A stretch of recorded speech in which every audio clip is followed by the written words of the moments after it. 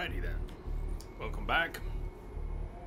We are on the last leg of our journey here. And now we know. I have to tell Avad that the Eclipse are ready to strike. After what happened with Dervahl, I know Now we how know to a defend the lot. city. But the Spire...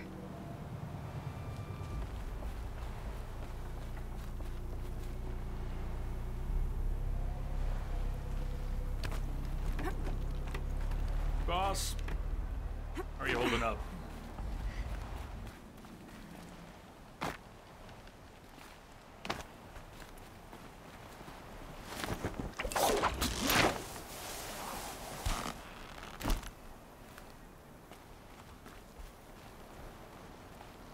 We are headed for Meridian.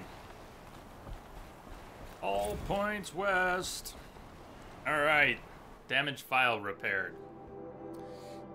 We don't get to pick the order they're repaired in. We got to scan Elizabeth Sobek's journals when we were in her office.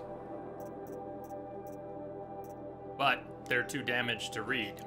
Our focus is working on repairing them. Maybe we take our time getting to Meridian. I don't know if it's literal time or certain triggers, but we'll hear them all. In the end, we'll get to read them all. Just wrapped inspection of Gaia Prime site. This is November 19th, 64. How many hours you got in this game? Hey, Mr. Gillystar. Tell you what, we can come right back to the journal. Let me check. Let's see. Where would it be? Notebook, statistics. 200 hours now. Though it's possible I've left the game running overnight. Once or twice.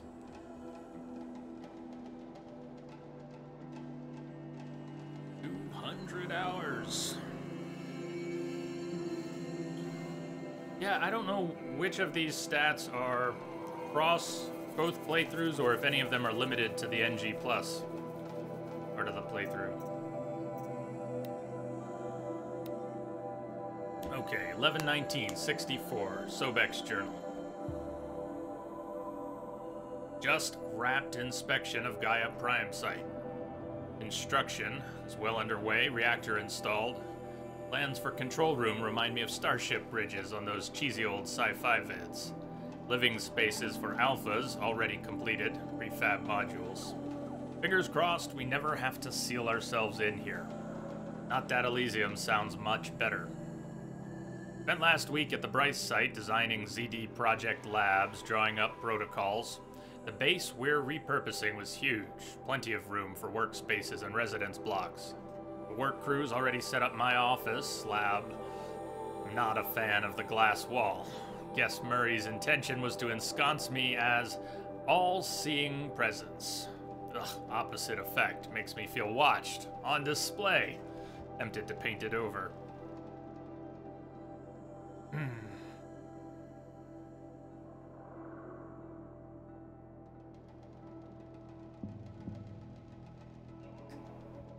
For the update. Boss, I forgot where you were at until you said so. Okay, stay on it. Let us know. Ah, I hope you're feeling alright. Don't have to wait for some relief.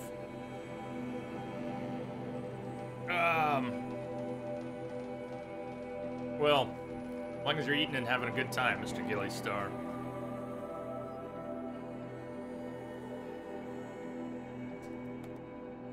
Head on, Phoenix.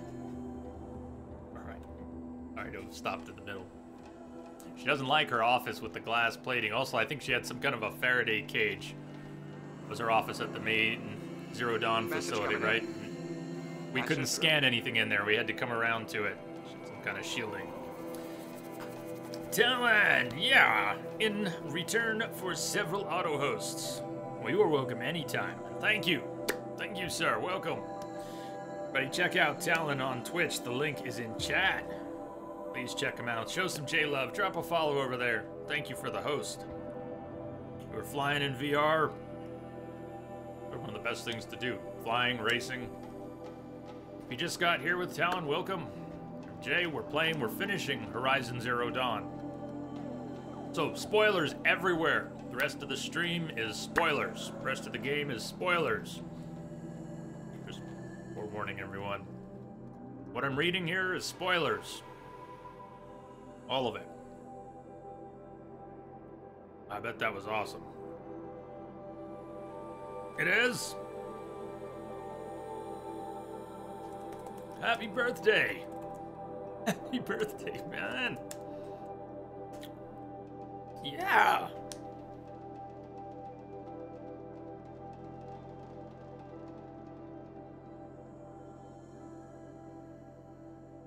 So you stayed up to roll over onto the birthday. 28, not bad, not a bad year. Mid-20s are good.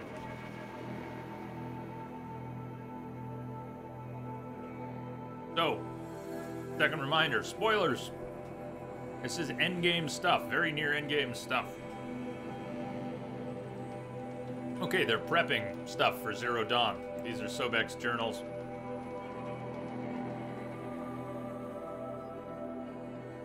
Harris recorded his presentation yesterday, suitably bleak, scheduled to record mine Friday.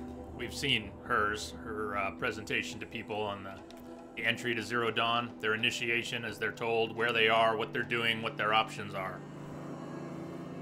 As soon as reception, lounge, holo theaters, and first residence block at ZD site are finished, we'll start processing the candidates being held outside Tuscan, 27 already. Extraction teams prioritizing Pacific Rim and Aussie candidates. How scared and confused they must be, snatched off the street, carted around the world, held in cells. Here's hoping they understand once they see the big picture.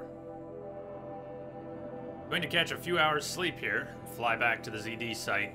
Ares promised delivery of QB lattices by noon. Expect Mark 1 will take 2 weeks to machine, assemble, and test. Aim to launch Gaia at 0.6 T grounding. From there, I'll spin her up past 1.0 T. I think that's Turing. They're referring to the sort of the human quotient on their AI.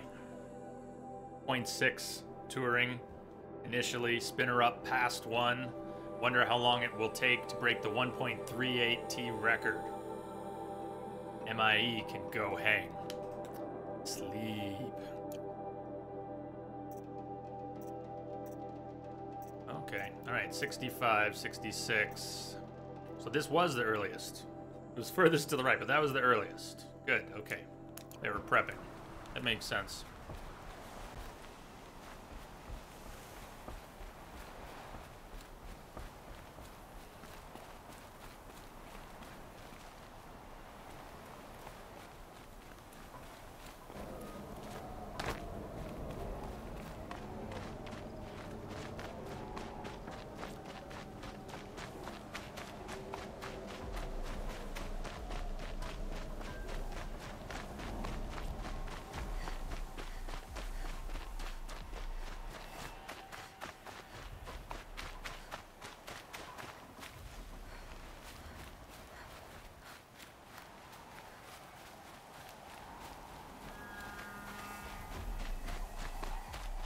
Cool if the Stormbird respawn like right now.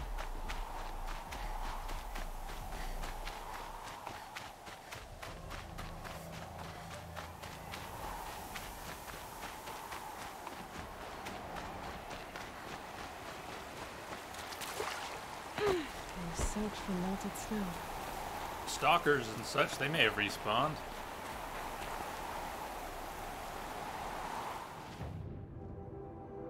Down from here before, didn't I? Got where we needed to go.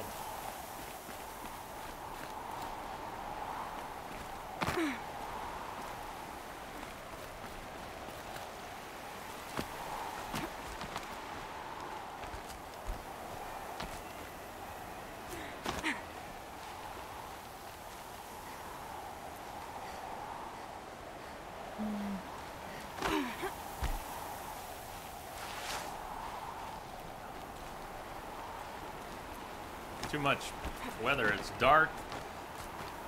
There's snow blowing. I can't see jack. Stalkers didn't respawn? Or they're past the campfire, maybe. Next area.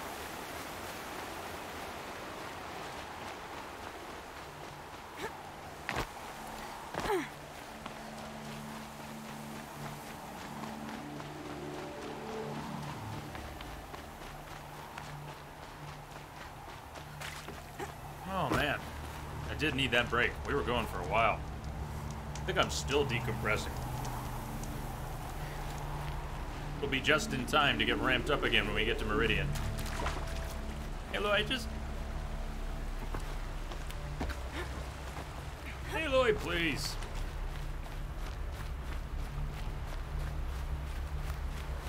Oh yeah, it's another one of those spots. Where did we come up from?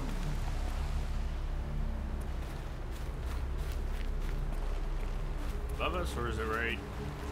Oh!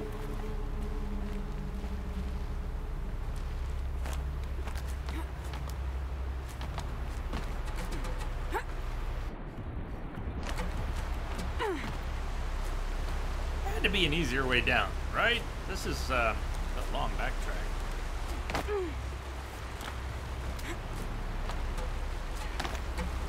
What obvious way down did I miss?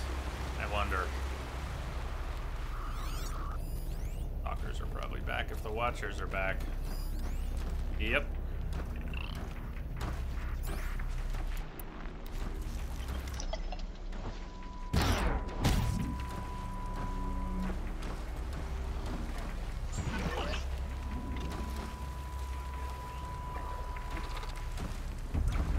Barrel over the waterfall. Brilliant. That's really good. Work.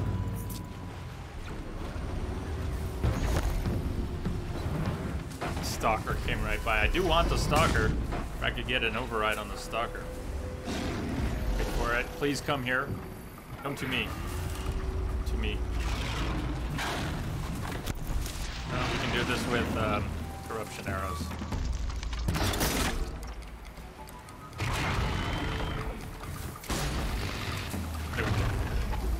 Unless one of them just spotted us. Turn around. Yeah, there's action over there. Go get it. Right. While they're distracted, we'll get the hell out of Dodge.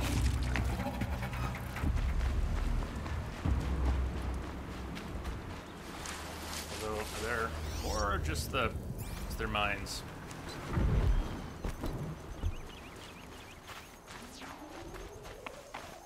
Oh! She dove over that.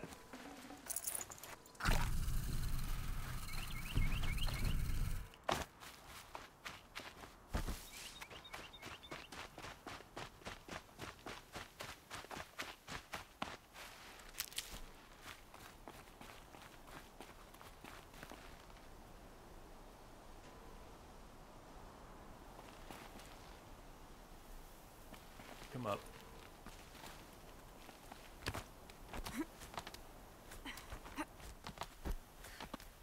Falling down is easy. Actually descending, it's kind of hard.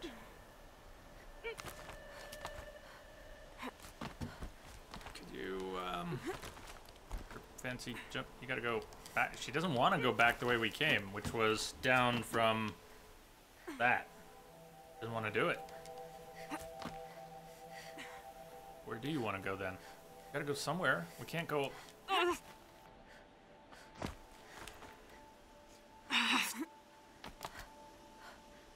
Don't make me get you killed. Don't make me get you killed.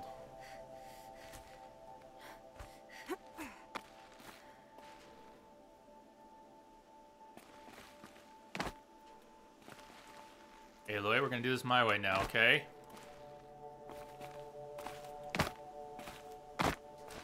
The scrapes.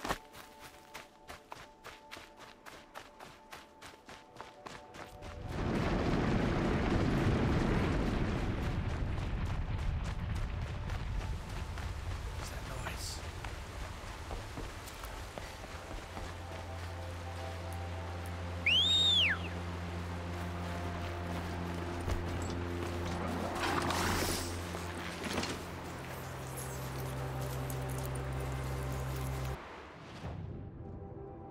hard is this game?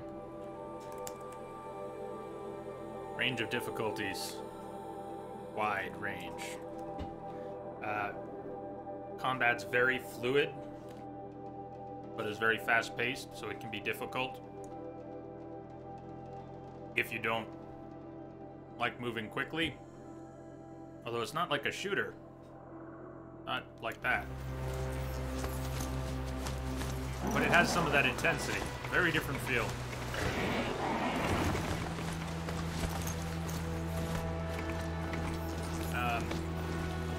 Hard is it?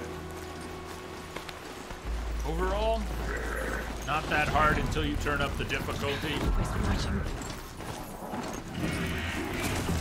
has some very well implemented mechanics. So if you play it and learn it, and it's not that complicated, if you play it and learn it and get used to it, you'll do fine. Helps if you're comfortable with a controller, it does.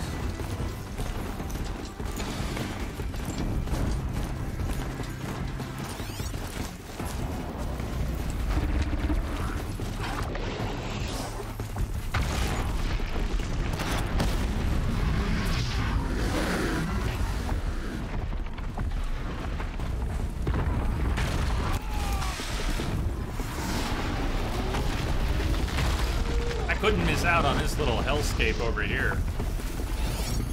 Oh, right, come on. No, don't hit us, don't hit us, don't hit us, don't hit us. We need a few more seconds. Just a few more seconds. Gotta go. Whoa!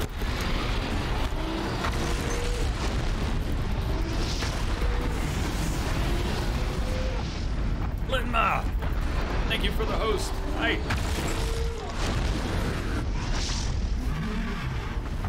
Alert. Been spotted. Incoming. Okay.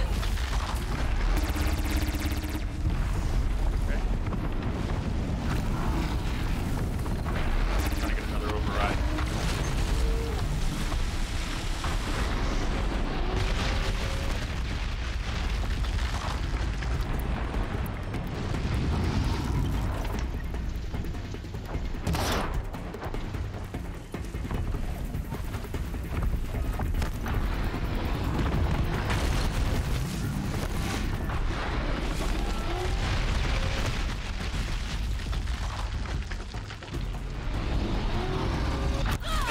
Nice turn! Oh, did you see him track me at the last second there? I am getting out of here.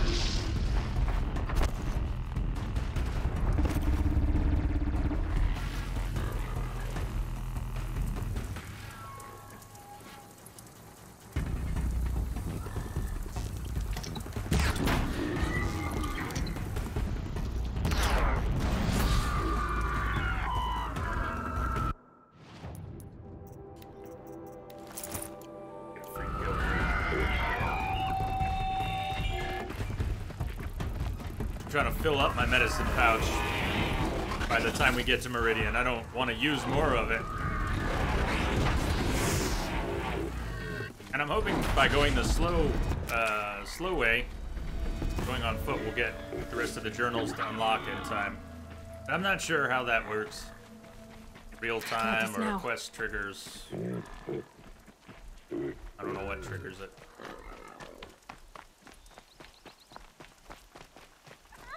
But if it's real time, this should help. Get them all.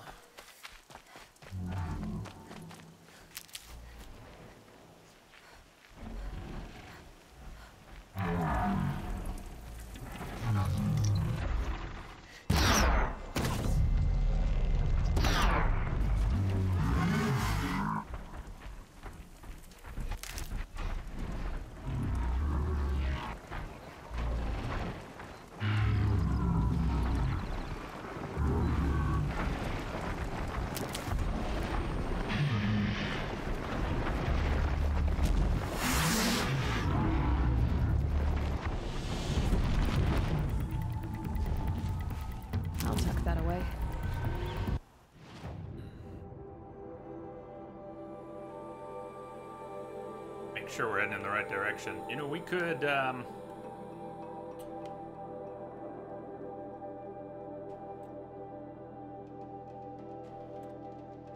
far.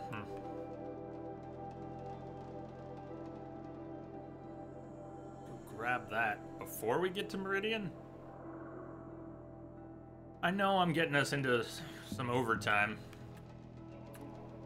The more I go astray, the more overtime, but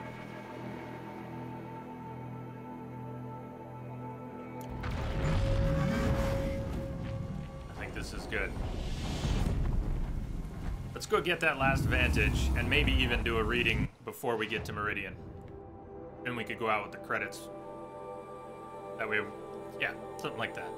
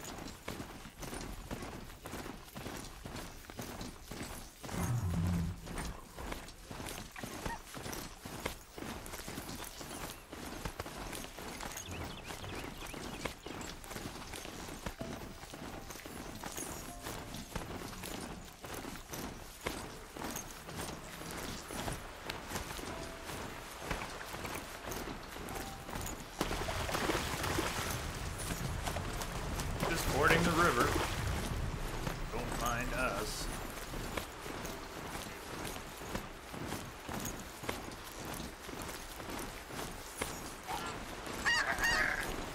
Okay. Hey, it's free meat.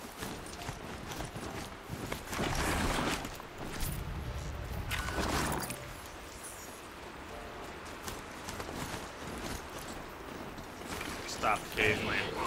Quick save. In case of tragedy while traveling. Should always have insurance while traveling, just in case.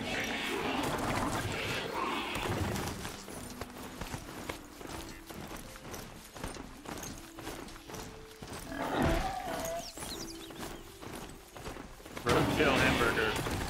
Some more. Never heard roadkill sound like that. Meat.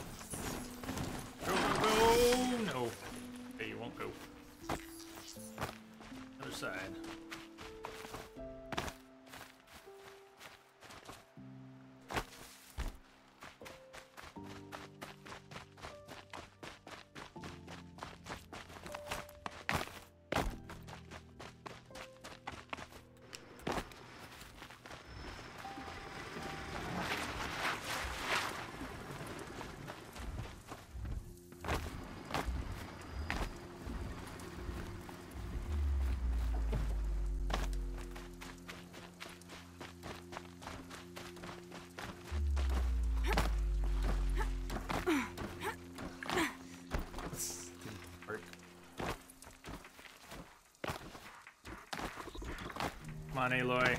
Master that terrain.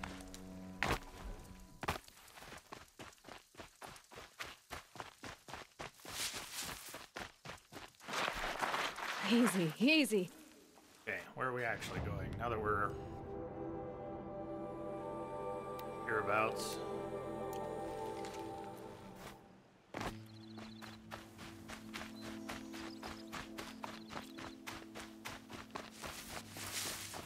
If any of Sobek's logs pop up and I don't seem to notice, please let me know.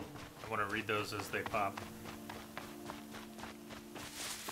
Well, I know they won't trigger until we get to Meridian, or however that works.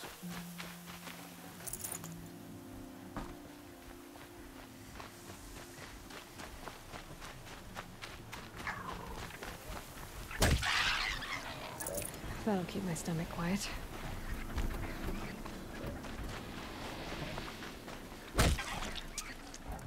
I imagine Red Dead will look at least this good. Just stunning landscapes. Wow. Yes, I'm looking forward to Red Dead. Question earlier, what are you looking forward to? Of course I'm looking forward to that.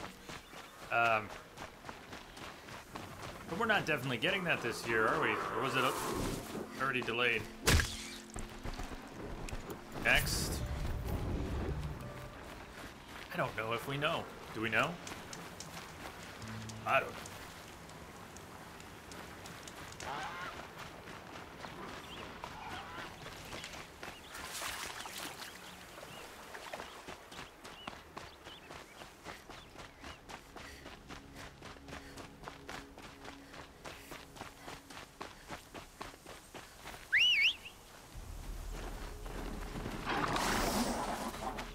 I knew we'd see you again.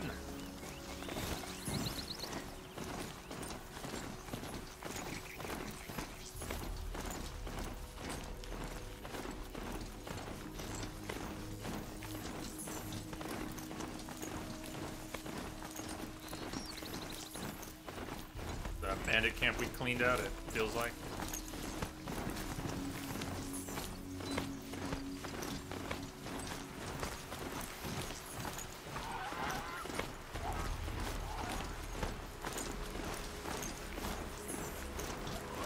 Kill! Sounded squishy. Looks good.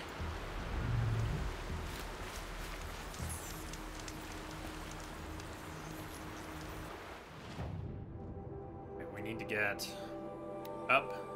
We don't have to clear the corrupted zone, though we may encounter some of them. Sneak around and get to that vantage.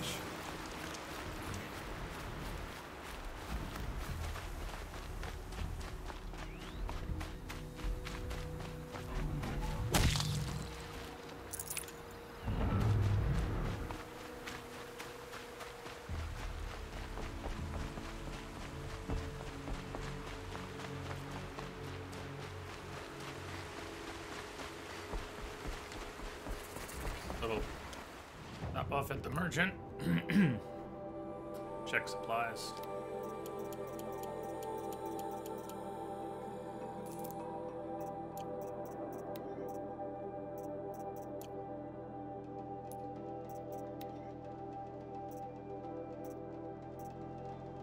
Remember running out of blaze in the final fight in our first playthrough?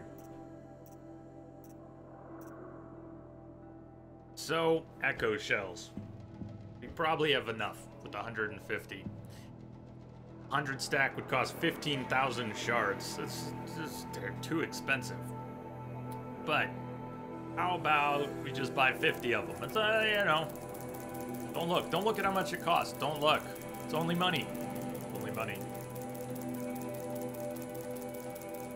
So, cool. That was expensive.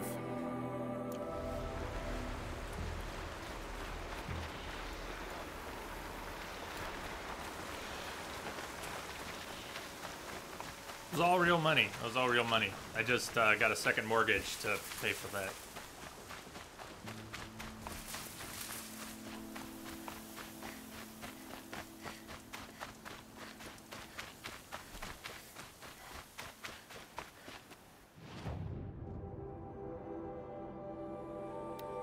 I don't usually make so many checkpoints for myself, but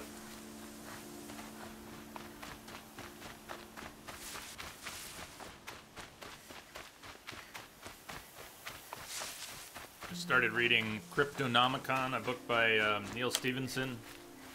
Wrote Snow Crash, which is one of my favorite books. Anyways, I haven't gotten very far, but they one of the characters early in the book talks about a variable but calculated amount of money that he and a partner were trying to make that they called fuck you money. But it was based on market factors and all kinds of things.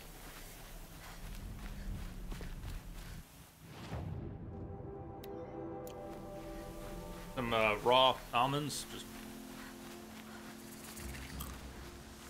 almonds.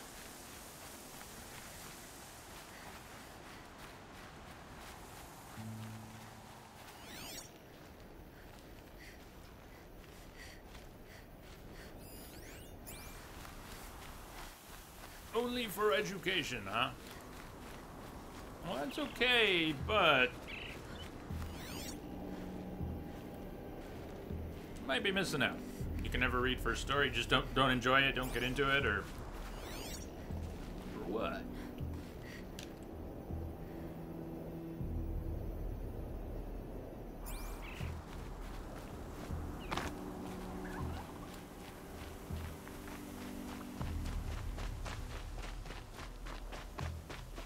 Can't imagine it. Fair enough. Yeah, it's works when you can get lost in it. I imagine that wouldn't work as well if you couldn't.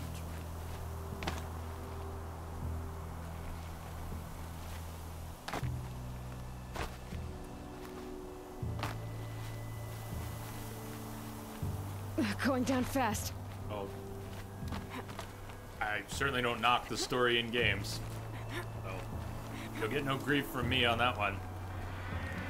Storytelling in games can be top tier. Like it is at times in this game. And I love being a part of the story being told. I love games as a medium for telling a story when the story is good.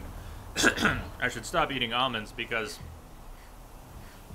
we're about to do a reading. We're about to sidetrack a little bit. I should get a cough drop out too for this one. Got one. So here's the deal. Can someone get me his name? I want to get his name. It's mentioned in one of them, or two of them, or five of them, but not in all of them. The name of our protagonist. Wyatt's stepson, the guy writing these. His name is... worked on the Vantage project. I'm gonna go Google this so we can start and I can stop calling him nobody. Horizon, name, Edge, Paka, shitstorm. Name is Bad Coffee, huh?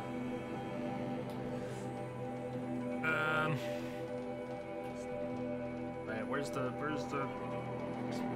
his name? It's in there. I mean, Bashar Monty. Thank you. Here it is, Bashar Monty. Because it's a family tale. It's a personal tale. It's about him, his mom, his stepfather, and the end of the world. Okay, so I want to have his name. I want to be able to, yeah, Bashar Monty. Thank you.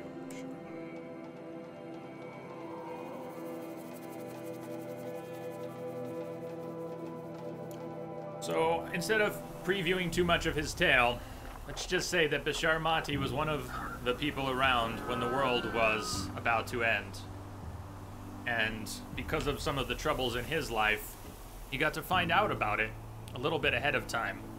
And so he went on a little tour and left some memories behind, and we've been following them. There's 12 of them. I'll have to find them in order.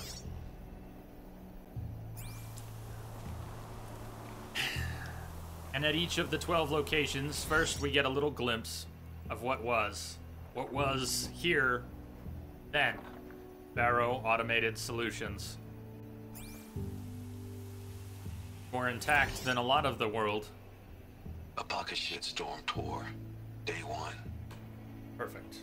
We're better to start than at the end. Or where the end started, anyway.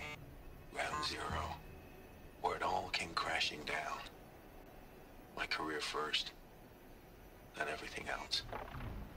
And I mean everything. Glinthawks are gonna mess this up, aren't they? Well, we're gonna do a reading and hopefully not get attacked by the Glinthawks up there.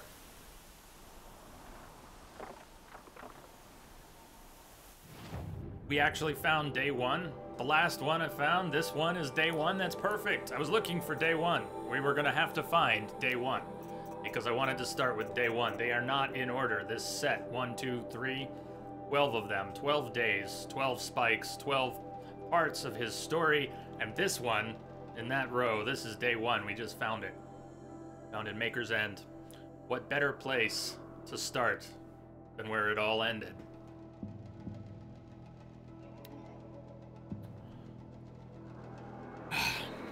Hi, Ma. Remember how ecstatic we were when I landed a job here? Aerospace control engineer at Faro Automated Solutions. Straight out of Stanford U. Saturday, I was tossing a mortarboard. Monday, I'm an employee of the biggest corporation on Earth.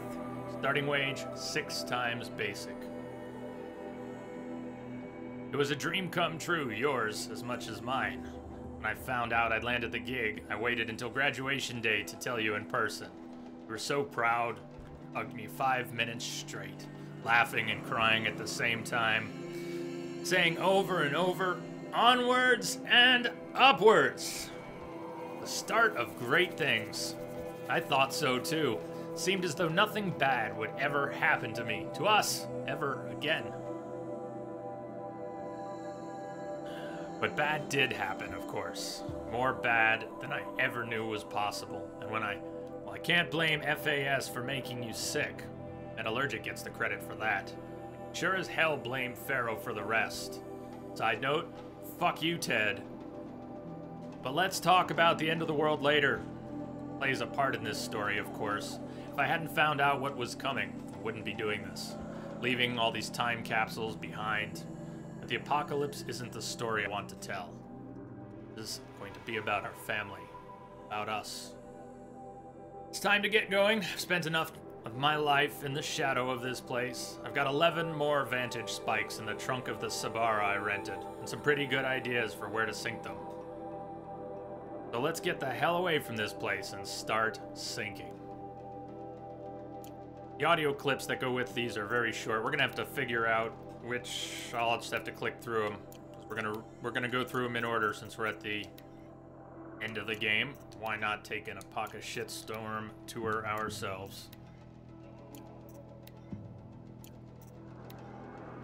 If you're paying attention, if you like lore, you care about the story, and you don't find it boring, Tim finds this boring, but if you don't find this boring, you may even find someone cutting onions nearby before it's done. I do. We'll play the audio too, why not? They're short. Shitstorm Tour, Day 2. My father guest lectured here. A 300-level military history course on the age of human air power. Might as well have been teaching medieval siege tactics. I was 8 when he died. Hi, Ma. Brought me here once to see Baba teach. I didn't know it at the time, but the class was like something out of the 20th century. Stood behind a lectern in a real space lecture hall, raising his unamplified voice to be heard by flesh and blood cadets seated in plastic chairs. This being 45 or 46, our air forces must have already been 60 to 70% automated, but the academy was still old school, literally. Suppose the quaintness of the setting fit the subject he was teaching. The age of human air power, 1909 to... The cadets probably thought the question marks were wishful thinking, or willful ignorance. From their perspective, the era of human pilot was already over. But not for Baba. I can still see the medals he kept in that drawer in the bedroom. The inscriptions in Sanskrit, "Touch the sky with glory," he said one meant. Even as a Commodore in the IAF, he'd kept flying. Still remembered what it was like to sit in a cockpit with his hand on the stick and his finger on the trigger. That's how he died. June 5th, 2048. The funeral, some Metallurgic International rep said we should be proud he died defending free markets. Even then I knew that was a lie. He died defending Metallurgic International's claim on a tantalum mine. That's what he died for.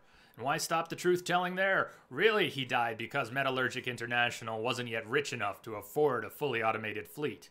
Because it wasn't cost-effective to upgrade a military surplus Razor Wing with improved electronics warfare gear. He died because human combat pilots were just as obsolete as the crates they put them in, just as expendable. When he spiraled into the jungle, our family crashed with him. For weeks, you couldn't get out of bed. Then came the hospital, me staying with neighbors. even after you'd recovered, even when you said all the right things and promised we'd be okay. I didn't believe it. Something had broken between us. Felt like an orphan, and nothing seemed to matter anymore, which is how I lived for the next 7 years, till it almost killed me. Day 4 is over there. We'll remember that. Here's day 3. A bucket shitstorm tour, day 3. I was 13 when I broke in and vandalized this place. Me and that kid, I think his name was Star. It was my first arrest. A real banner day for the Mahdi family. What a messed up kid I was. Hi, Ma. Like me, Star was a problem kid, but he really wasn't smart enough to get into trouble on his own. I didn't tell him my real motivations. Made breaking into the museum and vandalizing it sound like a fun thing to do, high on duster. I was only 13, but my combined interests in tech and drugs had already acquainted me with the basics of hacking security systems. I used a jammer to bypass a window alarm, and then I got to work. Toppled holo exhibits, smashed dioramas, yanked display panels off the walls, and smashed those too. I forgot all about Star until he yelped about flying glass. He was just standing there holding his cheek, staring at me with these big, scared eyes, whining about how this was crazy and I was gonna get us arrested. He was right about the arrest. Getting caught was part of my plan. Wrong about the crazy. My one-boy orgy of destruction wasn't some kind of drug-soaked psychotic frenzy. It was a calculated attack. Not on the museum, on Wyatt. You'd started dating Wyatt a few weeks before, and I didn't like him. I wanted him gone. When you had him over for dinner, one of the many boring things he droned on about was how he'd served on the board of the museum and oversaw its technology purchases. Anyway, as I was saying, Star was right to think we were going to get arrested. Went down quick. Star began screaming about how he was burning all over. Tastes like burning. The next thing I know, I was face down in a mound of expanding foam. The police bots never even warned us. Compared to Star, I got off easy. I've never been on the business end of a microwave gun, but they say it hurts like hell. Still picking bits of that foam out of my hair a week later, though. Fines and damages came to 18 months of basic income. So it wasn't just shame that my actions brought down on the family, but financial catastrophe, too. Which is why the plan backfired. I didn't push Wyatt away. I handed him a golden opportunity. He stepped in and paid the bill. And it was only another month or two before you got engaged. It's weird, but lately I've been dreaming about that night. I keep seeing that first projector I toppled. Watching that hologram of a pioneer woman slew sideways and spin on the floor like a bowling pin as the emitter crashed over. A zap and a flicker, and she was gone. History shorting out, kind of like now. Wonder if anyone will survive to build museums about us. Montana Recreations.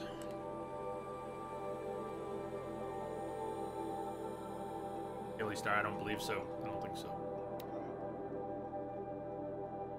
I won't be reading chat very much while doing this. A pocket shitstorm tour, day 4. It's hard to believe Metallurgic International used to be headquartered in this dreary old ziggurat. Wyatt's office was on the 2nd floor from the top. If Emmett had a policy against workplace romances, he probably wrote it. Emmett. Does it Emmett? Hi, Ma.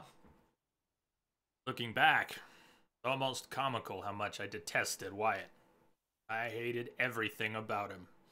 His lumpy face, his bad skin, his always calm voice, his out-of-style suits, and especially his stupid cowboy name. I don't care how badly you want to assimilate, there is never any excuse for naming your kid after a gunfighter. Roland. Couldn't believe you would replace my Baba, decorated combat flyer, with a corporate drone. So I made it as hard for you as I could. I was beyond cruel. I accused you to your face of only being interested in Wyatt for his money. Called you, my own mother, a gold digger, and worse. Refused to attend the wedding, and then got myself arrested the night before just to cinch the point. Took me years to understand the obvious. Of course you married him for the money. For my sake, not yours. Thank you, Mr. Gilly. Mr. Gilly Star. Before Wyatt, the job you were working didn't even cover food and rent. Didn't get overtime. We slipped deeper in debt or went hungry. Literally couldn't afford to spend time at home, let alone pay for childcare or rent a nanny bot. Meanwhile, your son was out of control. A tyrant. A truant! Not a tyrant. That would be really bad. A truant and a thief. Not even out of junior high, and already a drug addict. Running countries amok. Tyrant. If you'd only had yourself to worry about, I think you would have politely refused Wyatt's interest. You were no stranger to hardship. Compared to what you went through getting out of Kolkata in 2037, simple poverty probably seemed like a cakewalk. You knew how to survive. But your son didn't. Headed nowhere at ramming speed. You married Wyatt to save me, for the stability and opportunities his money could provide. It wound up working, but not as smoothly as you'd hoped. Before I could be saved, I had to die first. Aim for 5.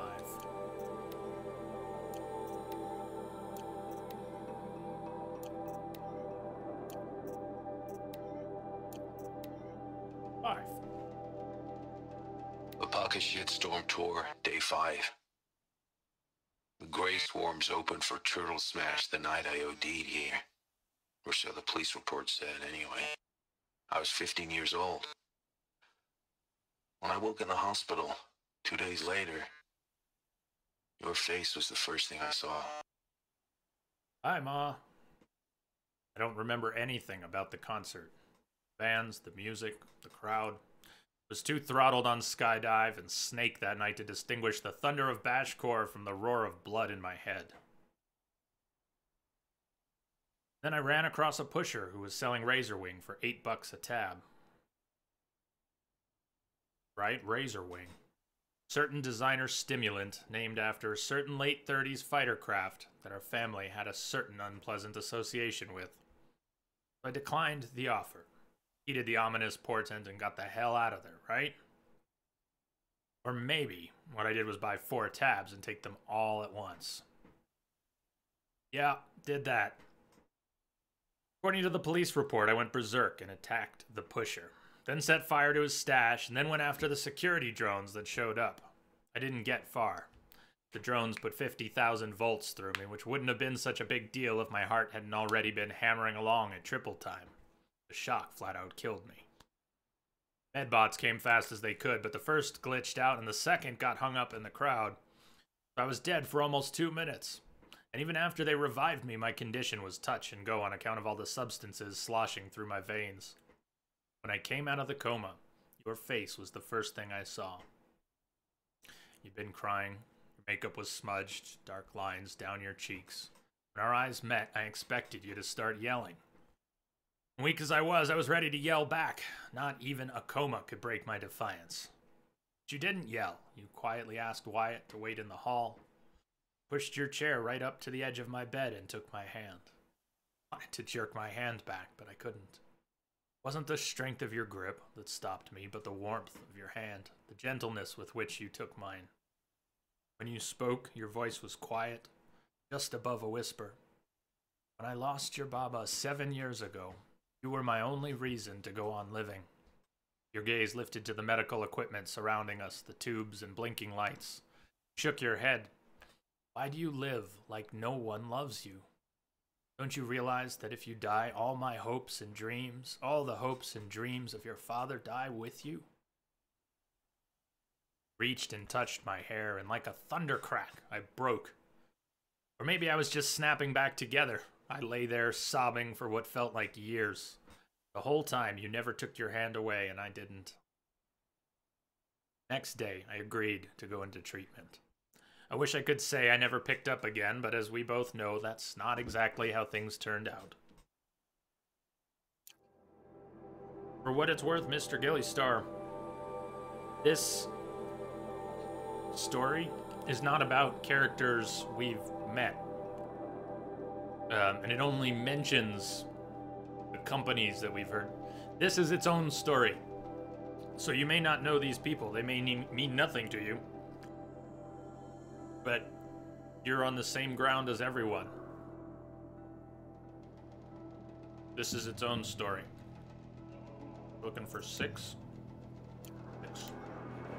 A pocket shitstorm tour, day 6. I was fresh out of rehab when we saw the Metallurgist play the Hearts Wayfarers. The Emmett jersey looked pretty funny. Hopefully you're sorry.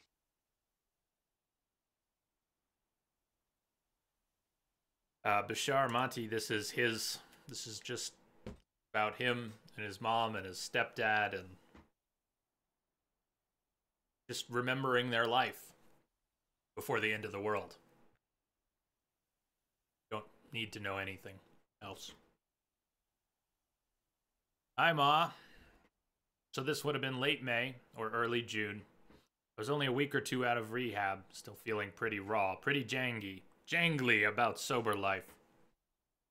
He'd already gone toe-to-toe with Mr. Gerson, that jerk principal who tried to block my readmission. I was looking at 8 weeks of summer school to make up for all the courses I'd flunked, but I didn't mind.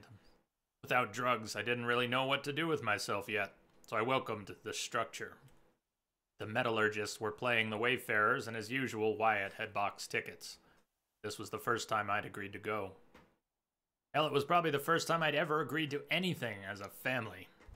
In retrospect, I'm surprised Wyatt was willing to bring his hellion stepson to a public event so soon.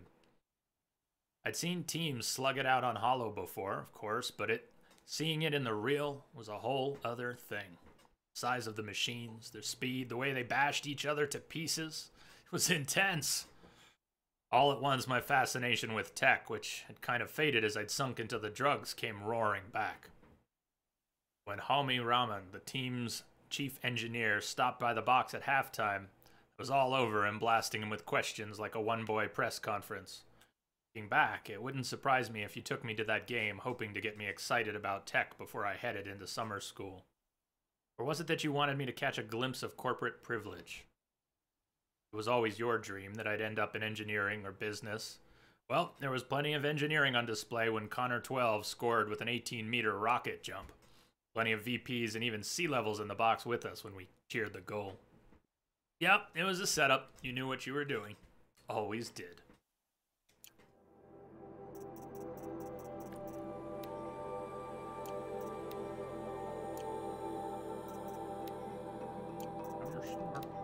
Seven.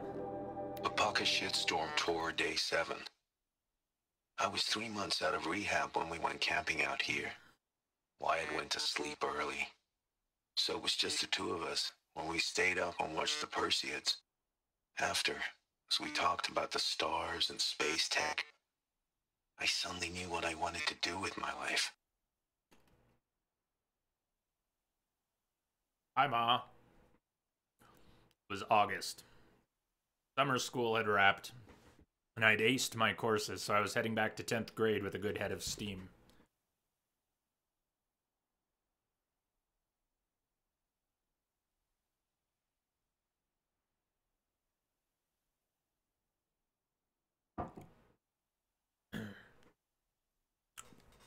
As a reward for my studies and my sobriety, you and Wyatt gave me a Fullerton Labs Astro Prodigy and took me camping to watch the Perseids at their peak. I was amped. Wyatt spent all afternoon struggling with a self-constructing shelter he'd brought for the trip until he finally gave up and built the damn thing manually. Well, the sleeping pods, anyway. While we made a fire and cooked dinner. Must have taken a lot out of him because Wyatt was nodding off at dinner and went to bed soon after. As night fell, we sat and watched the meteors streak across the sky like fingernail scratches, marveling at their abundance, laughing our delight. After an hour or so, you asked me to teach you the constellations, so I launched the Astro Prodigy and played Professor, spouting off about each star group as the drone magnified them. Later, I had it zoom in on the Odyssey. Still being constructed in orbit back then. It was another year or 2 before they abandoned it. Could actually see the robots building it, zipping across the hull like little fireflies. So I jabbered about that, which got me started on yammering about the robots that Pharaoh and other corporations, even Metallurgic, had begun sending up to mine helium-3 from Luna and metals from the asteroid belt. The more I spoke about space tech, the more excited I became. But it was getting cold, too. Deserts at night are like that. So I sat back down next to you and we huddled up under the camp blanket. For a little while, we were quiet. Wanted to say that I was thinking, but it felt ridiculous. But then Wyatt snored explosively from inside the shelter, and we giggled. And our laughter seemed to make an opening for me to just go ahead and say it. That I, your delinquent son who'd almost flunked out of high school, who'd nearly died of an OD at a Bashcore concert, wanted to be an aerospace engineer and make the sorts of machines we'd been talking about.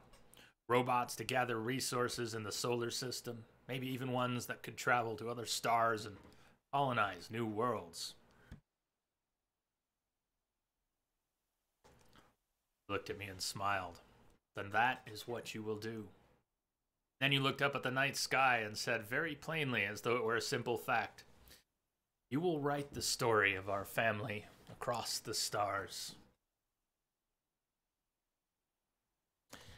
Come back. Back, Jamster. Thank you for the host. We're doing a reading of the Apaka Shitstorm tour before heading to Meridian to finish this thing. So yep, we're going into overtime, and I may have scared some people off because some people find the lore boring, and I might have thought a little more about the pacing. Maybe it would have fit better after the credits for those who wanted to stick around. Too late now, and I love this stuff, and I've wanted to read this whole thing as a story since I first heard these, so shall we carry on? Hello, Manny.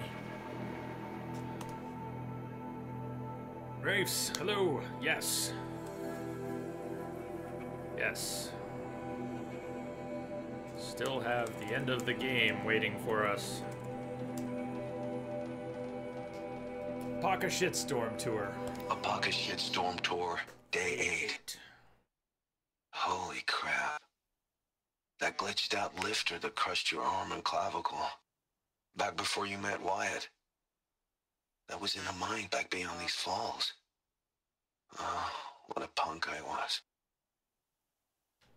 And I won't be reading much of chat or responding to it while I'm reading here. Apologies in advance. Catch up a bit in between. We've only got 8, 9, 10, 11, 12. Few pieces left. Bashar Mati's story of the end of the world and memories of how we got there. Can't believe I just stumbled across this place. I remembered your injury, of course. I just forgot that it happened all the way out here. This was before Wyatt, obviously, when things were really hard for us. I was 12 or 13, already smoking duster every day, and you were working all the time, stuck on the job you convinced Metallurgic to give you after they stiffed us on the death settlement. Must have been terrible. Servicing mining robots and dig tunnels for 1.5 basic. It's how you kept us fed. When the lifter injured you, the foreman said it was your fault. Said the telemetry showed human error. Yours. When you told me that telemetry had been cooked, I didn't believe you. I blamed you for your injury, same as the company. What a great kid I was. I didn't understand the situation at all. Denial of comp was a financial death blow. We were days from living on the street, which is why you pushed your grievance up the ladder. Up and up until finally you wound up in Wyatt's office. He ordered an investigation, which was the right thing to do. I've always wondered just how dispassionate his decision was. The investigation proved the telemetry had been tampered with and validated your claim, and the implants and cybernetics fixed you up good as new. By all appearances, it looked like everything that had gotten broken had been fixed. Hell, another 6 months and you and Wyatt started seeing each other, so before long even our poverty was fixed. What we didn't know, of course, that you'd been poisoned. Lubor 6 exposure from the solvents you used to keep robot joints clear.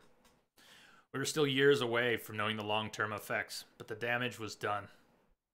You doomed yourself working a shitty job, to keep me fed and clothed, and I can't even remember a single time I thanked you for it. Screw this place.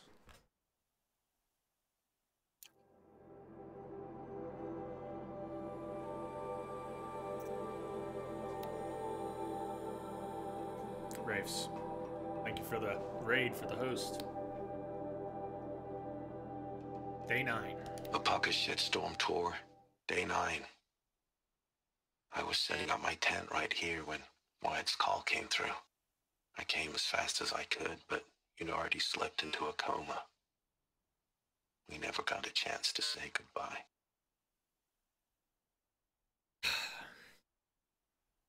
Could you put the onion away? It's very inconvenient, those onions. hard to read.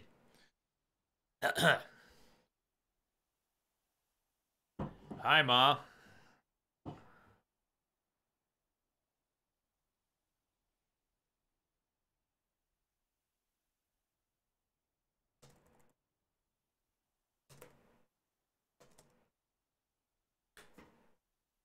My plan was to go camping here after the Amos 15 launch.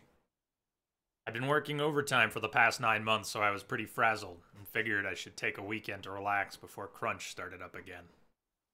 I was setting up my tent when Wyatt's call came through. He said it was an emergency. Called a lift, spin, vert, and made it to Denver General in less than 27 minutes. It was too late. You'd already slipped into a coma. I didn't understand how that could be. When I told Wyatt to explain, he just kept choking up, waving me towards the care station. So it was a holodoc that broke the news. You'd been diagnosed a year earlier. The adverse reactions to gene therapy and polymer vascular replacements. The 6 months of mobile dialysis. Couldn't believe you'd kept it all secret from me. Even at the height of crunch, I called you once or twice a week. But you just sat there listening to me enthuse about my latest project. Or complain about workplace politics. And all the while, you were dying? Didn't make sense. I marched back to Wyatt, cornered him, and then demanded that he explain. Said you hadn't wanted to distract me. That I was doing important work and needed to focus. You know, as though the latest Amos launch and the palladium and rhodium it bring back to Earth mattered more than the Ma who is already here. Wyatt kept saying how proud you were of me. Even parroted that onwards and upwards phrase of yours. He said I should get back to work. That that's what you would have wanted. That he'd stay at the hospital and keep me informed. I didn't go back to work. Called in. It took arguing my way past 2 supervisors, a labyrinthine automated HR menu, human resources AI, and an anal defensive benefits executive to activate my personal leave, but I did it. And then I sat at your bedside for the next 7 days. I kept thinking of the hospital after my OD at the amphitheater. Kept thinking that if you came out of the coma, I wanted my face to be the first thing you saw. On the 8th day, they pronounced you dead. After the funeral, I went back to work. But I wasn't really there. I kept telling myself to focus, that it was okay to be there. It was what you would have wanted, after all, onwards and upwards. But my work fell behind. When my supervisor called me in for an emergency review, I told myself to play it cool. Accept the criticism, promise to do better. Didn't go like that. I snapped and shouted at him. And then broke down, sobbing uncontrollably. 2 minutes and 3 sec drones later, and I was standing outside the Faro building, blinking in the sunshine, straightening my bunched up clothes. An alert on my focus indicated that I should go home for the day, then report for a disciplinary review on Monday. But I didn't go home. Another idea had risen up in my mind, already fully formed. Guess I'd already been thinking of doing it for a while. Took a lift spin to Pioneer Park. 10 minutes of asking around and a truth test to show I wasn't a cop was all it took to make a connection. I went home with the drugs, started using, and didn't stop. Duster, snake, skydive, overcast. No razor wing, at least. I didn't take calls, didn't show up for the disciplinary review on Monday morning. Friend stopped by and hammered the door until I answered it. When he saw what was happening, he staged a one-man intervention. Agreed to go into treatment, but I didn't harbor any illusions. Use of personal leave was bad, but use of psych SA leave? Career suicide. Sure, they couldn't legally fire me for it, but I'd been around FAS long enough to know they'd find a way. My career was over.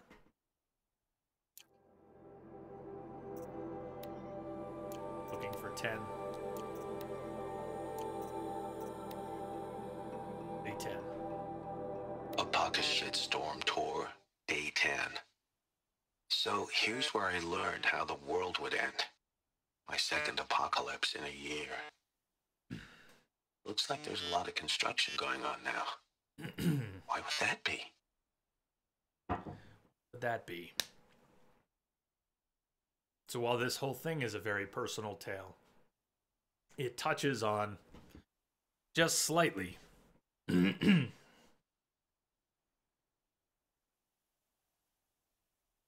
just a bit, the main story. He was very close, Bashar was, to running headfirst into the projects, or at least the Pharaoh Plague, people who knew about it. How did that happen? Well, hi, Ma. I was surprised when Pharaoh Automated Solutions sent me out here. And not just because the meeting was going to be held in real space. I was surprised to discover that anyone at FAS still knew I existed. When I returned to work after treatment, HR informed me I'd been reassigned to the Vantage project. It was exactly the professional death sentence I was expecting. The career equivalent of getting sent into a red zone without an environment suit.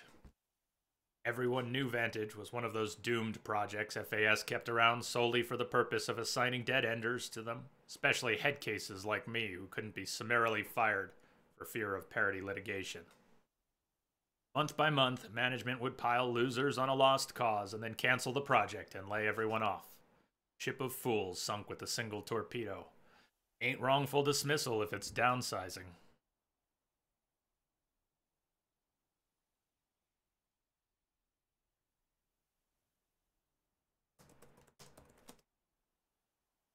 I had nothing better to do, so I spent my time studying the tech. Chip design wasn't my forte, but I knew enough to admire what the engineers had accomplished with the Eternity chip. Stored data was guaranteed to last 50,000 years or more without degradation. As for Vantage itself, the project was little more than a failed marketing plan. The idea was to promote the tech by burying unlocked Eternity chips at scenic locales around the world. Public domain time capsules where enthusiasts could cache date-locked data. The project got as far as developing the Spikes, portable drill applicators, to sink the chips, then stalled when Grass Heckle encapsulates came on the market and stole Eternity's thunder. Anyway, I'd been at Vantage 3 weeks when FAS unexpectedly sent me out here for a real space meeting. Me, a dead-ender working on a doomed project, dispatched to a high-security FAS R&D site inside King's Peak. It didn't make sense. Security put me in a small conference room and told me to wait. Downright claustrophobic. Dim lights, bad ventilation. More like an interrogation room from one of those 90s cop vids. But what really got my attention was the noises coming through the walls. The non-stop bang and clatter of construction bots building something deep in the mountain. Something big. Door opened and some doofs wearing FAS badges file in. Recognized one of them, Brad Andak, a military division replications engineer I met when I first joined the company. But I don't think he recognized me. He stayed at the back of the room the whole time, looking distraught. I was about to ask what the hell was going on when a woman wearing a hijab walked in. She didn't introduce herself, but she didn't have to. It was Samina Ebaji, former lead archivist of the Odyssey, architect of the entire Homer project. Not a global celebrity by any means, but if you grew up following the Odyssey project like I did, you knew her on sight. Seen a lot of her today. Baji sat down and started asking extremely precise questions about the upper range tolerances of Eternity chips. Then she asked me to speculate about the feasibility of various upgrade paths. The interview lasted maybe 10 minutes, whereupon she thanked me for my time and left. Everyone else filed out after her. Security came for me a few minutes later and escorted me to my vert. Whole way back to FAS, I kept trying to figure out what had just happened. What was Samina Ibaji doing at a classified Pharaoh R&D site? Asking me questions about Eternity Tech. Didn't add up. By the time I landed, I knew I wasn't going to give up until I'd puzzled it out. Worst that could happen was I'd get fired, and that was going to happen anyway. Took a couple of days and some geo work, but I got a fix on Brad Andak soon enough. He was going to a different bar every night, drinking to the point of blacking out.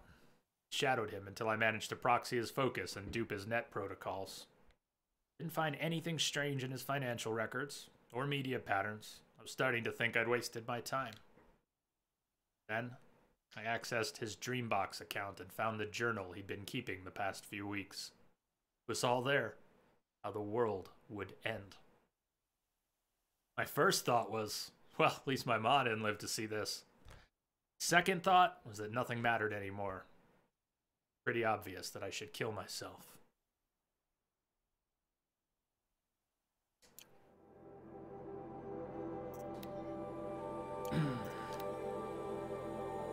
Day 11.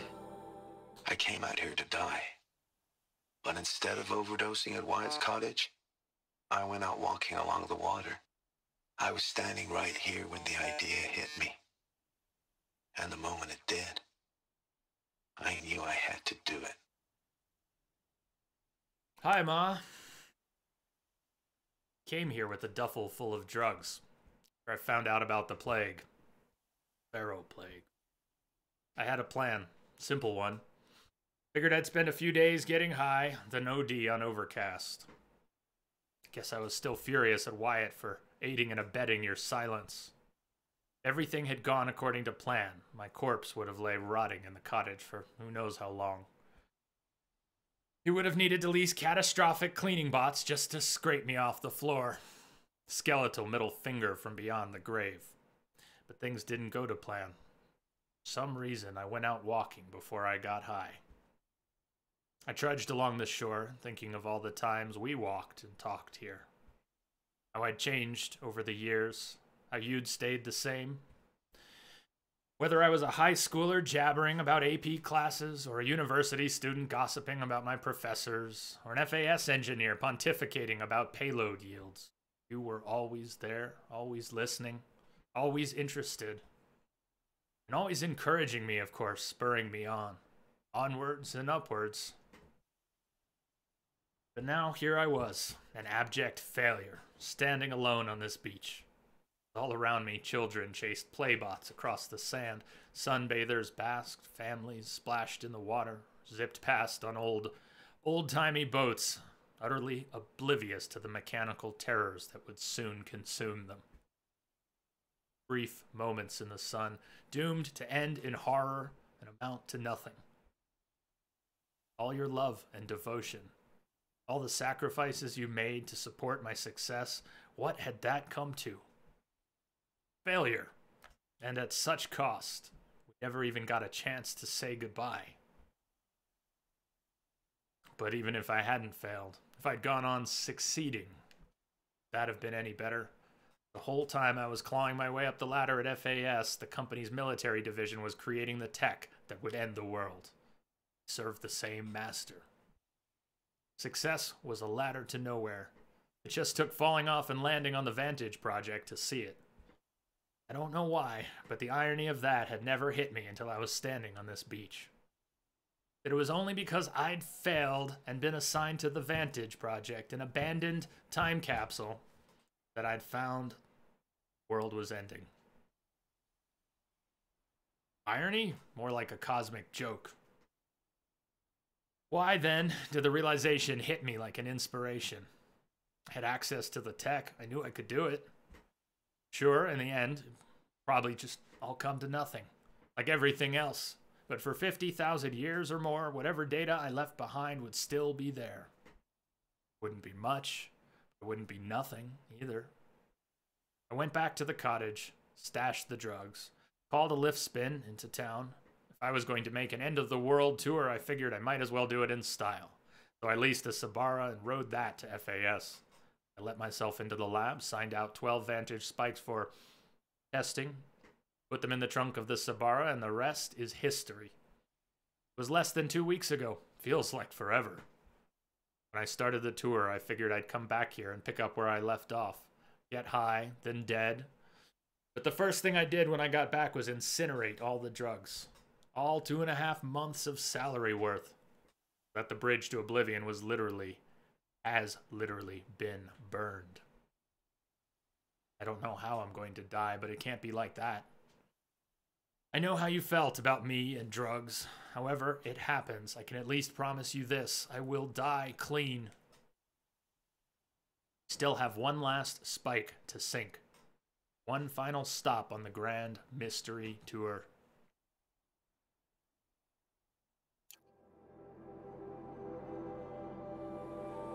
It's not all explained here. I suppose the short version is that the machines were convenient until things went wrong. And in this tale, it was the short-sighted people who made the machines who were truly at fault. Machines were really just doing what they were programmed to do. The programming was a bit short-sighted. Explaining that further would take a while. We've reached the end of our little tale here. We can talk about it some more as we ride for Meridian. Day 12. After this. As we watched the booster arc up into the night sky, riding a pillar of flame, you took my hand, squeezed it, and said, "You have written the story of our family across the stars."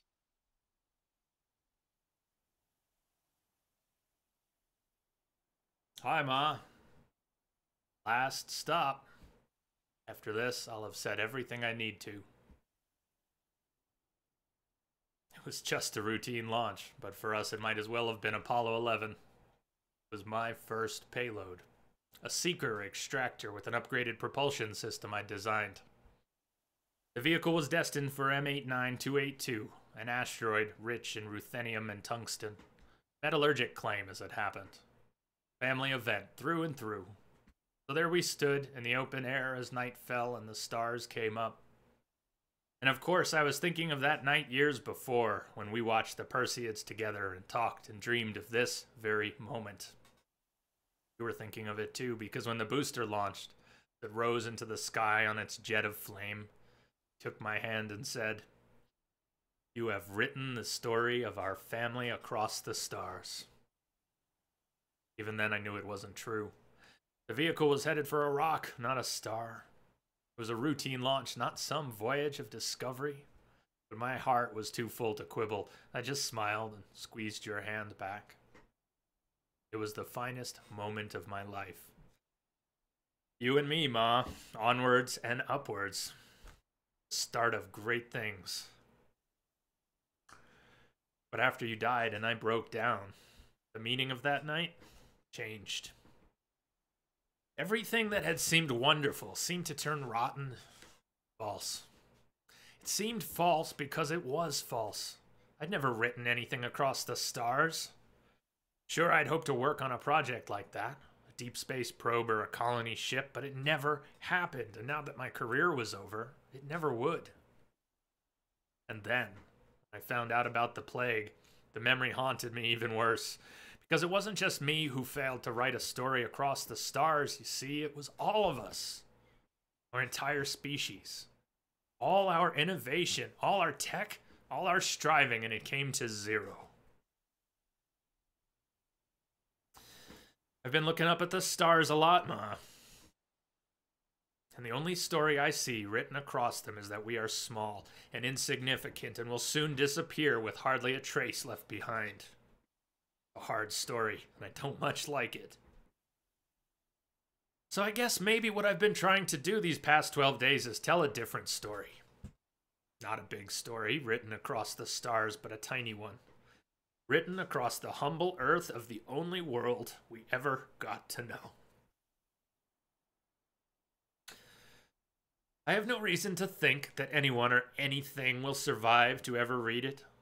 But whether that happens or not, the truth of this story remains. that once upon a time, on a planet called Earth, there lived a boy named Bashar. Loved his mother very, very much. Hi, Ma. I love you.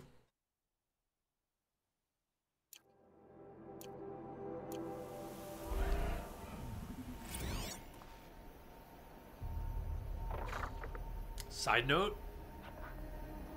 Fuck you, Ted.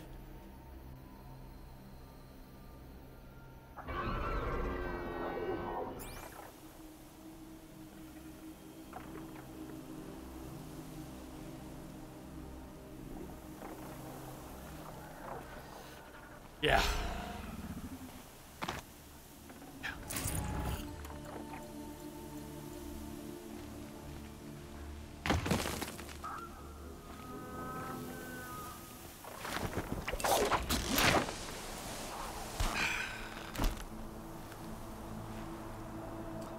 Thank you for indulging me.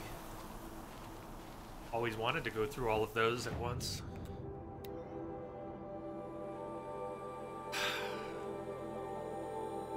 And now to finish this, we've got a lot of work to do, but it's all down here.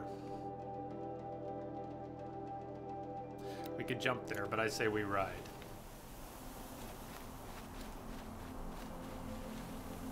Think about how we're gonna do this. We need to back out to the north. Okay.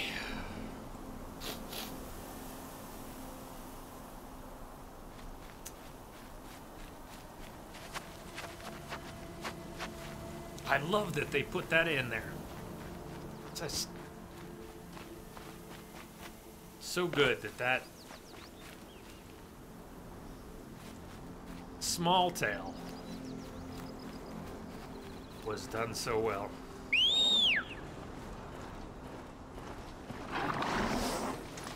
Hello, not Roach. You've got a long ride ahead.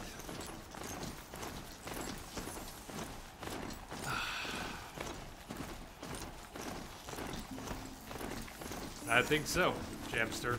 Shows how much the devs themselves cared for the world they had created. I believe they did.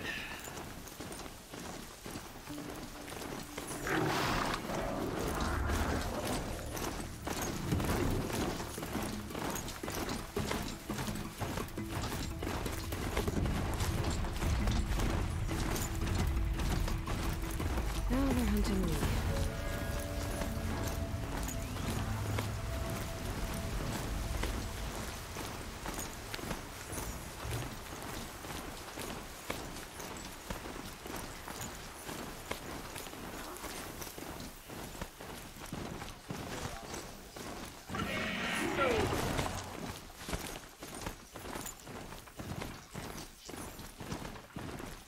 Scugs till the game is finished, which I'm gonna guess is an hour.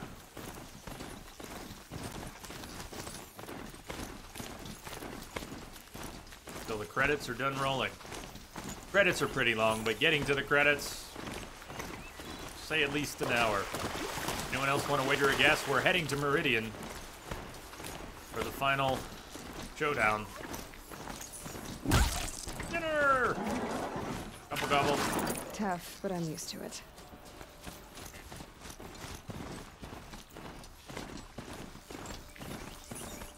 Mm-hmm. 90 minutes, probably. Make sure we don't end up on this side of the ravine. We need to head south from there.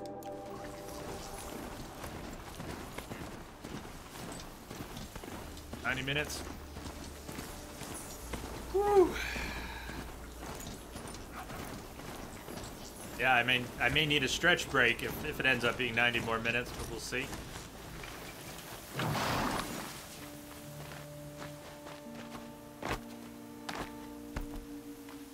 Let me just 1 second.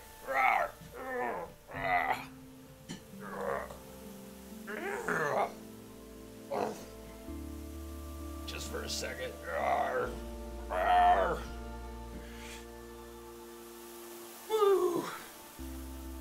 Scuggs, back streaming tomorrow, or when is next stream?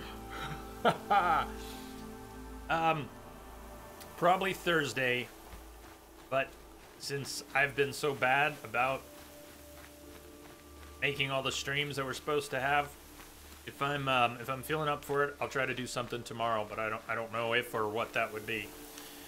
If we were sticking to our schedule, it would be Thursday. I know I'm an asshole. I can't. I'm the only person who can tell anyone what time there's gonna be a stream, and I don't know. I'm sorry. Probably Thursday. And I'm still thinking we will.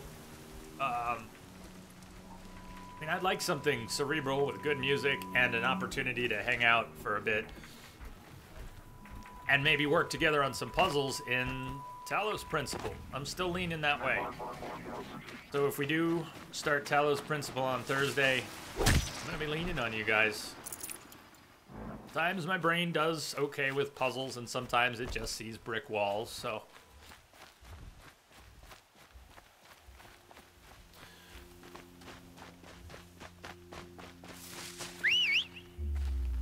Streamer problems.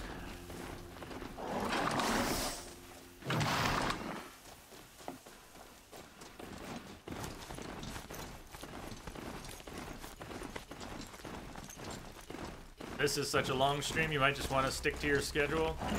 Possible. No, you know. It's too steep. Have to find another way. Without digging in, without deep diving on it all, it's hard to elaborate, but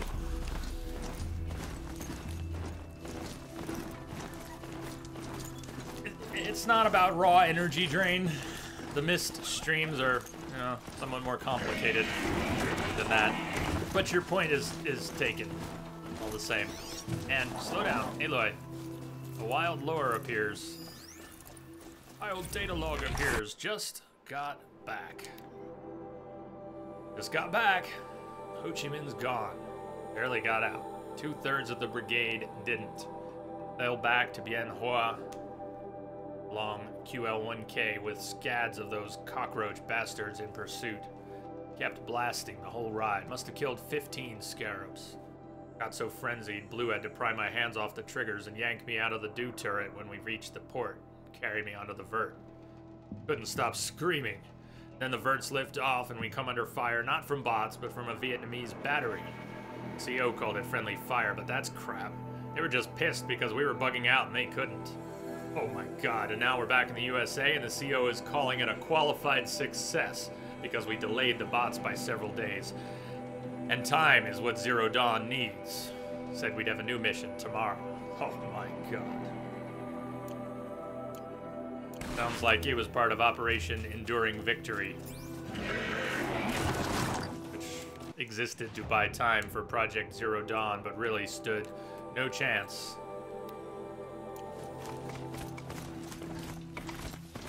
Of any victory, of any kind. The victory would be in what came later. I'm going north, we need to go south. The victory would not be for those who fought the battles.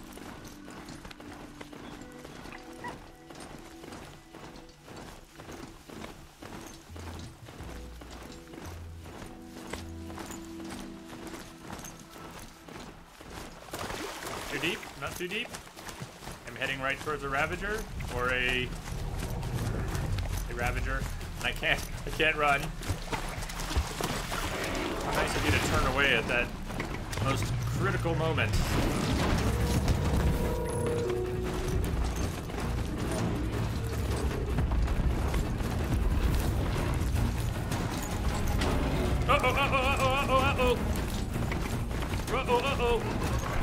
Okay, I'm bailing. Woo. I'm getting the fuck out of there. Oh, man.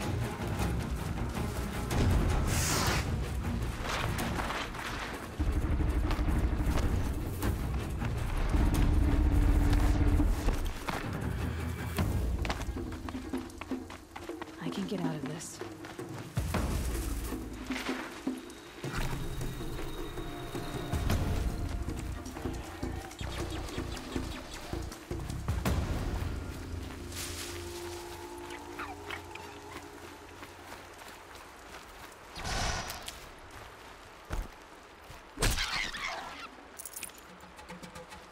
So, Chi, another piece of that. Tuck that away. Still responding a little bit to your comment suggestion. What I going back months, going back a year or more, what I want to do with my off days from the stream, part of what I want to do, at least some of my off days from streaming, is stream stuff, you know, back end stream stuff, bot stuff, everything I haven't done for the past year and a half that I've been meaning to do. But part of my crazy right now is that, you know, when I fall apart, I fall apart. I'm not off being productive or playing games. So, by my reckoning, if I'm feeling up for anything tomorrow, I just as soon we get some of the streams we've been missing. See what happens. Because the alternative is just kind of just grinding gears in neutral. Oh well. I digress. Welcome back, Edge. You came back in time for the finale after all, because I did stop to do an hour. How long was it? It wasn't an hour. A half hour reading. We went through the entire Apaka Shitstorm tour. Sharmati's personal tale. So,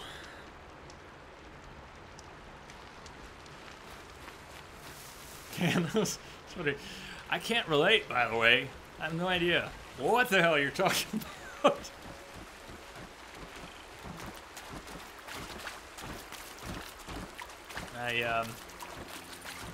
Yeah. Give it up. All of us, including all our crazy, we're all more alike than we are different. All of us. Humans are good at finding differences, but really, we got a lot of common ground. We got a lot of the same wants, needs, problems. Hard to remember sometimes, just how alike we all are. And important to remember all the time, but not so easy. Especially times like we're in now.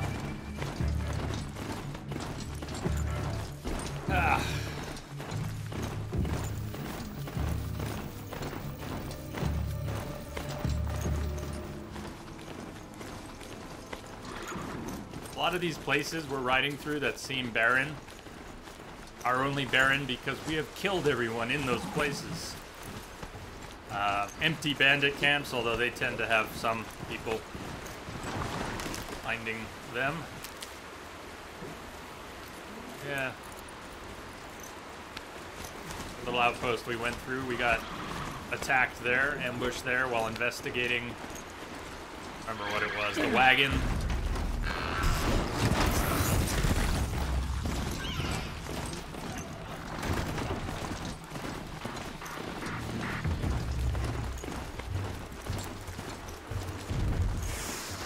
Okay, I'm with you so far.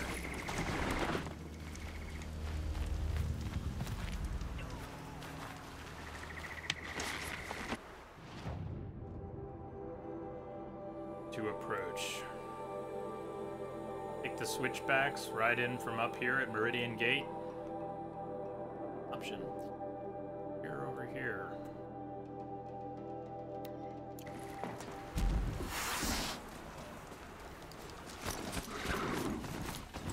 Got your earbuds. Phone up on speaker. Held it up to your ear. Okay. Well, go on foot so you wouldn't ride off a cliff with me on it, would you? Whereas on foot, I can fall right off a cliff. I should have stayed on mount.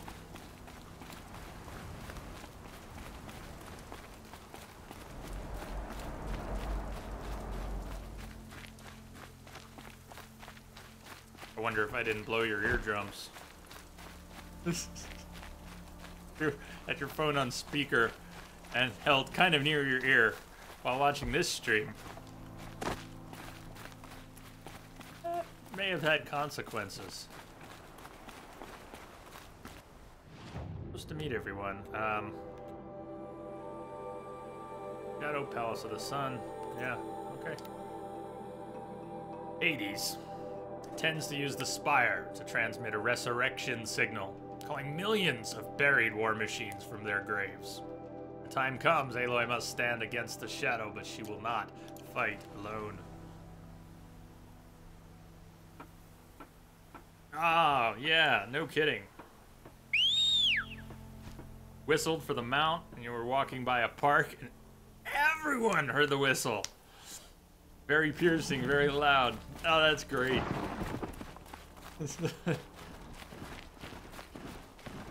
Not whistling at you. Oh, hi. Welcome back. We're gonna be forced to dismount very soon. I've seen better.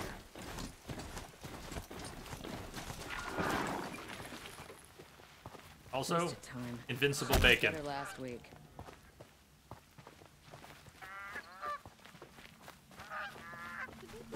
Invincible everything. DGAF.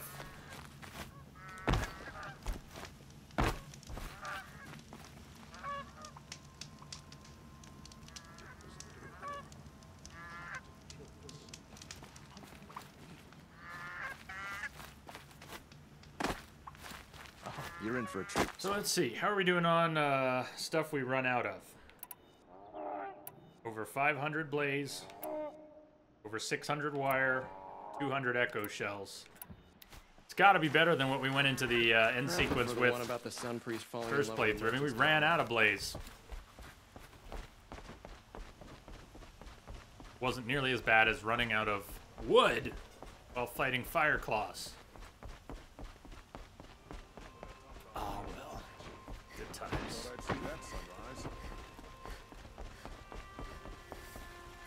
Entering Meridian again. Gee, that's pretty awesome about the whistle. Holy Aloy! Misbehave, welcome back. Yeah, we're going into double overtime. I stopped to read all the Talk of Shitstorm tour notes. So.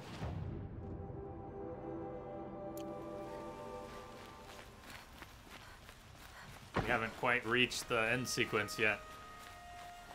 And if you want, you're in time.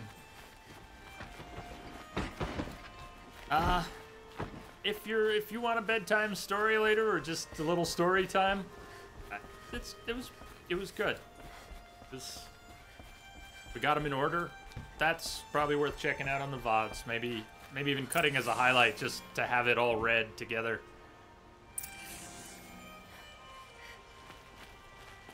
The opinions are strong.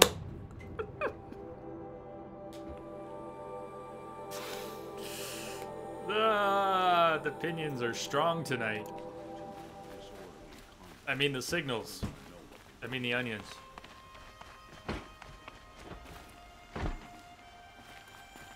Shadow Dragon. Hello.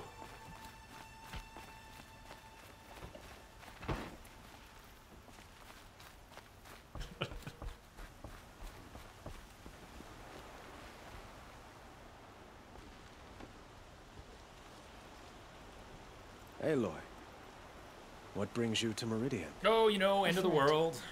The Eclipse will attack soon, from the west, with an army of ancient war machines. But that's not the worst of it. They'll bring a mind with them, god, demon, machine, whatever you want to call it. It's called Hades. And it doesn't want Meridian at all. It wants the Spire. And if it gets there, it will send out a call, waking more ancient machines, more than we could ever defeat. All will be lost. We can't let that happen. I'm trying to understand, but my responsibility lies with Meridian. Meridian isn't the target, Avad. You have to defend the Spire. Perhaps the Vanguard, Your Radiance. Yes.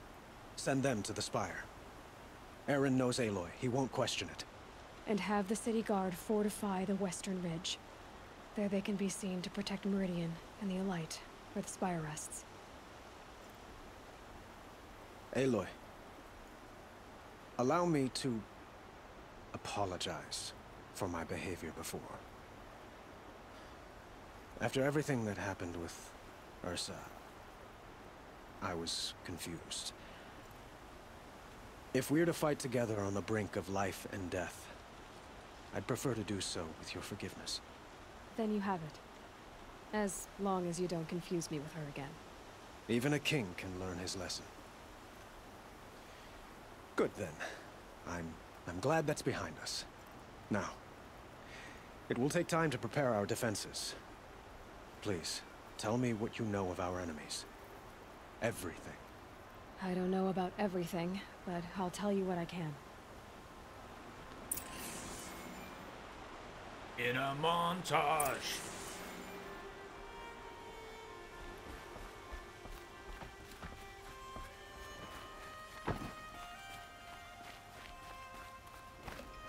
Or off camera, that works too. Would have been a great time for a montage, though. Quietly, Just saying. does it. Panic in the city will only create another enemy. Guard under the last gate. Talk to Blameless Marad. I'm just thinking here. If I want a short break before all of this, maybe now's the time.